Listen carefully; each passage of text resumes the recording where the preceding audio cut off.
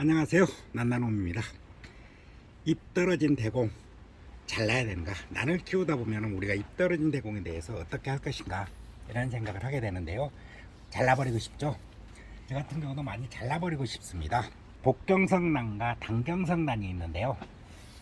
이것처럼 북난 같은 경우는 단경성난이라고 해서 여기에서 잎이 떨어지고 그 다음에 또 새로운 잎이 나고 이런 식으로 해서 계속 탑을 쌓아 올라가는 겁니다.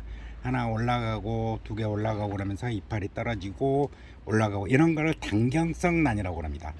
이 단경성난에 대별되는 난으로서 복경성난이라고 그러는데요.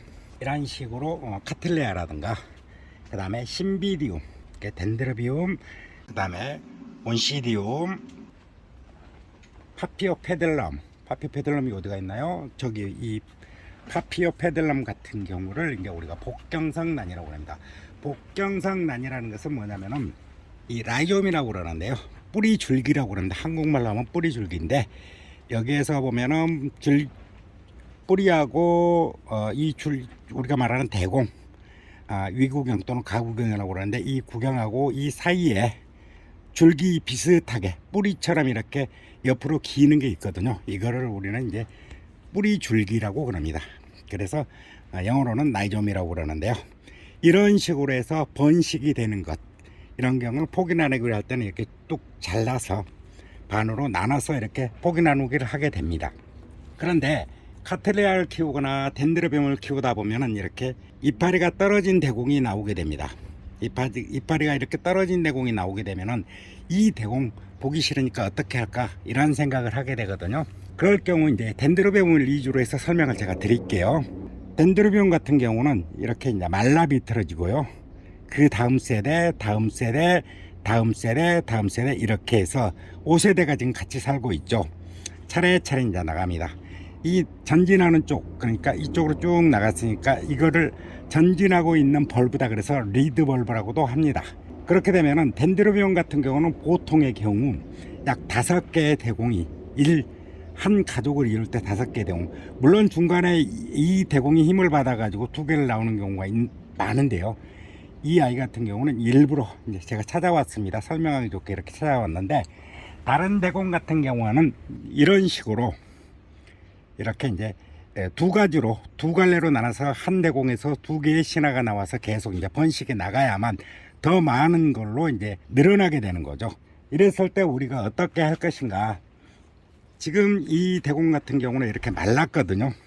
이 마른 대공이 있고 이 오래된 대공입니다. 이렇게 오래된 대공이 있고 그보다는 조금 덜 오래됐지만 그 다음 세대 그리고 이제 지금 이것처럼 아직은 잎이 이렇게 달려 있지만 낙엽이 거의 다 져가는 겁니다. 그리고 이제 여기에서 신화가 나오게 되는 거죠. 이런 식으로 신화가 나오게 되는데 보이시나요? 이랬을 때 어디까지 잘라야 되는가? 어떤 경우 잘라줘야 되는가? 보통의 경우 석곡 같은 경우 5, 6년, 짧게는 4, 5년, 그리고 길게는 7, 8년 정도까지 남아 있는데요. 마르기 전까지를 말하는 겁니다. 그런데 이제 이렇게 대공이 이제 말라 있으면은 이렇게 말라 있는 대공 같은 경우는 잘라내면 됩니다. 지금 잘라내면 되고요. 이런 대공, 지금 아직까지 물기가 있게 남아있는 마르지 않은 대공을 어떻게 할 것인가 보기 싫어 죽겠는데 이게 이제 가장 큰 관건입니다. 말랐으니까 이거는 잘라내는 건 누구나 다 느낄 수 있습니다. 지금 이것도 말라져 가고 있으니까 잘라버리면 됩니다. 그런데 이 대공 같은 경우는 아직 마르지는 않았는데 잘라야 될지 말아야 될지 보기 싫으니까 잘라야 되는데 어떻게 해야 될까? 이 얘기를 지금 해보고자 합니다. 예를 들어서요. 이 대공 같은 경우는 지금 아직까지는 영양분이 남아 있습니다. 그렇기 때문에 원칙적으로는 자르지 말라가 답입니다. 그래서 원칙적으로는 안 자르시는 거고요. 그 다음에 이제 이 대공을 안 자르게 되면은 나중에 이제 어떤 식으로 되냐면은 이런 식으로 이제 말라 비틀어지게 됩니다. 이 말라 비틀어졌을 때 그때 가서 자르면 됩니다. 그래서 덴드로비움이나 신비디움이나 파피오페들럼 또는 카틀레아 등은 이 벌브, 이구경 또는 가구경이라고 하는 이 벌브가 완전히 이렇게 말랐을 때 잘라내는 게 가장 좋습니다. 왜? 이거는 지금 영양창고, 지금 이 속에는 수분도 들어있고 영양분도 들어있는데 이거를 이파리를 떨군 상태에서도 계속 이 다음 세대한테 전해주고 있거든요. 그래서 이걸 잘라버리게 되면은 그 부분이 얘가 고화가 되는 거죠. 고아라는 것은 높은 데 매달린 이런 고아가 아니고요. 우리가 말하는 고아, 천의 고아를 말하는 겁니다. 그래서 될 수 있으면은 이 할아버지 세대에서 다음에 아버지 세대로 옮겨가게 영양분을 옮겨가게 해주는 것입니다. 그런데 이제 덴드로비움 같은 경우라든가 기타 다른 난들의 경우 이렇게 이파리를 떨군 상태에서 화분에 있게 되면은 감상미를 좀 떨어뜨립니다. 근데 우리가 키우는 것은 감상미를 위해서 키우는데 이걸 잘라버려야 된다 이런 생각을 하시는데 그게 아니고 감상미는 조금 떨어뜨리더라도 이렇게 마른 거를 왜 이렇게 통통한 대공 같은 경우는 다음 세대한테 영양분을 전해줄 때까지 기다리는 겁니다. 영양분을 다 전해주는 시기가 언제냐? 바로 이렇게 말라버렸을 때입니다. 얘는 이제 다 전해주니까 지금 잘라버리면 됩니다. 물론 자를 때는 가위 소독하고 자르는 게 좋죠. 근데 이 경우 같은 경우 가운데 들어있으면은 잘라내야만 되는데, 자 이것처럼 이렇게 가운데 대공이 들어있으면은 잘라내야 되는데 이 경우 같은 경우는 이렇게 가에 붙어 있습니다. 가에 붙어 있는 경우는 그냥 이렇게 쭉 해서 잡아 다녀도 충분히 이게 떨어지거든요. 한번 해볼까요? 여기는 자른 자국이 보이네요. 보이시나요? 자, 여기는 자른 자국이 보이는데 이거는 이제 이렇게 이쪽을 잡고요. 그 다음에 이렇게 잡아 다녀 버리면 뿌리가 거의 다 이제 썩어 있습니다. 썩어 있거나 뿌리가 녹아 있거나 그러기 때문에 이 부분에 대해서는 그냥 이렇게 떼내면 됩니다. 자르지 않고 그렇게 떼내면 되는 겁니다. 그런데 이렇게 이제 키우다 보면요, 도저히 보기 싫다 그럴 경우가 발생합니다. 예를 들어서 한번 잘라보겠습니다. 가위는 이제 소독을 시켰다고 치고요, 잘라버리고요. 이런 식으로 이제 말랐으니까 잘라버려야 되잖아요. 이것도 이제 말라가는 거 봐가지고 이 말라가는 것만 이렇게 잘라버립니다. 이제 잘라버리고요. 그런데 지금 이런 경우 같은 경우 미간을 상당히 회친다 이렇게 생각하시면 곧 말라가니까 여기까지도 잘라버릴 수 있습니다. 자를 때는 될 수 있으면 안쪽 깊숙이, 그래야만 이제 미간이 헤쳐지지 않거든요. 그런데 지금 이 경우 같은 경우 만약에 물기가 충분히 남아 있는데 너무 커서 잘라야 된다 그러면 어떻게 하느냐면은 뭐 어차피 보여주기 위한 거니까 한번 잘라보죠. 이 대공을 잘라서요, 여기서 꿀팁 하나 나갑니다. 실수로 부러뜨린 대공이나 이렇게 잘라버린 대공은 광고 보고 오셨나요? 이거를 이제 백벌브잖아요. 뒤쪽에 바로 백벌브 키우기라고 그래가지고 이거를 이 화분에, 왜 다른 데다 물론 하면 좋은데요, 이 화분에다 이렇게 둘둘 말아서 놔두게 되면은 벌브 틔우기라고 그럽니다. 또는 대공 눕히기, 벌브 틔우기. 근데 이제 정확하게는 백벌브 싹 틔우기라고 이제 보통 우리가 그렇습니다. 그래서 뒤쪽에 있는 벌브를 이렇게 싹을 틔우기 위해서 다른 데다가 하게 되면은 이게 여기에다 명찰도 달아야 되고, 이게 뭔데, 지금 예를 들어서 이 경우 같은 경우는 형년이라는 품종이잖아요.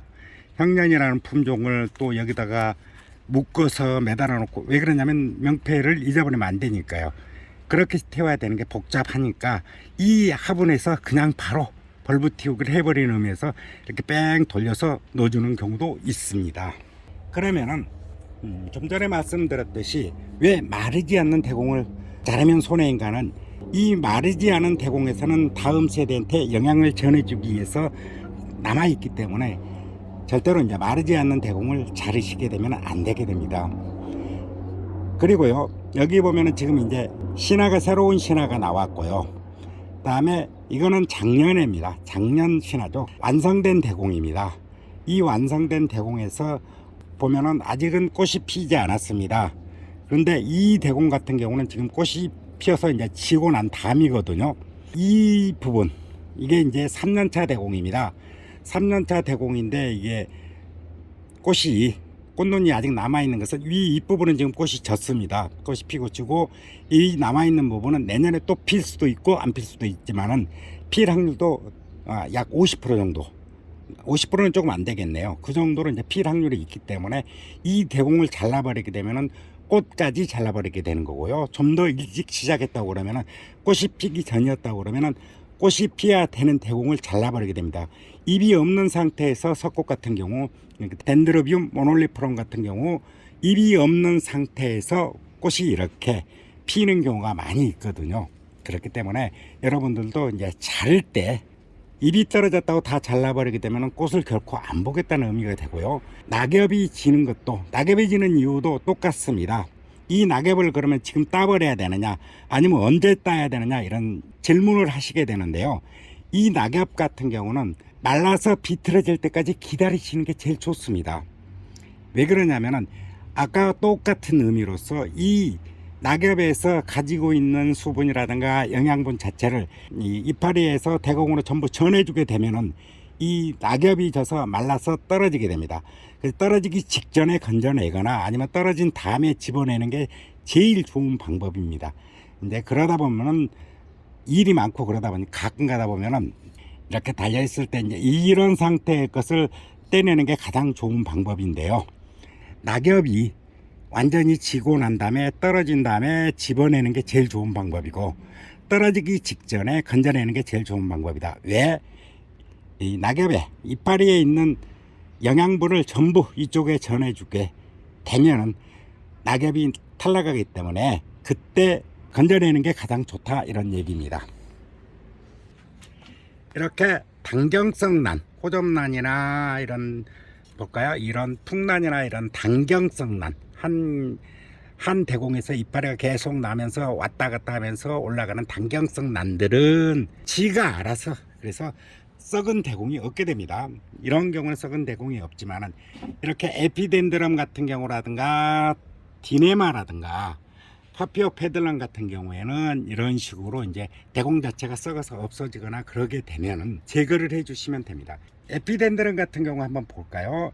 에피덴드럼 같은 경우에는 이 천엽자리 맨 끝에서 이렇게 꽃대가 올라오기 때문에 이 부분이 말라 들어가면서 이 촉은 거의 죽어버립니다.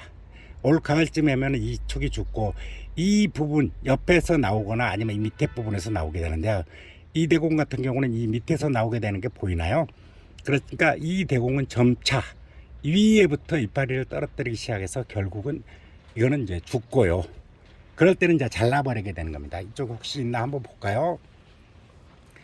지금 여기 보시는 것처럼 이렇게 여기서부터 이제 점차 이게 세력을 소진해 가고 있는 중입니다. 그러면 여기까지 말라 들어간다면 여기를 잘라버리면 됩니다. 여기에서는 벌써 이렇게 신화를 쳤죠. 이렇게 신화를 쳐서 나갔기 때문에 이 부분은 잘라버리면 또 내년에 이 신화에서 나와서 꽃을 피고 그리고 그 다음 신화한테 전해주고 그래서 계속해서 이제 번식을 해가 나가는 겁니다. 혹시 궁금한 사항이 있으시면은 댓글란에 댓글을 적어 주시게 되면 제가 아는 한도까지는 성심성의껏 답해 드리겠습니다. 감사합니다. 저 지금까지 난나눔이었습니다. 어이구, 조상 얘기 어쩌고 저쩌고 하다 보니까 엄니 생각나네. 전화나 해야 되겠네.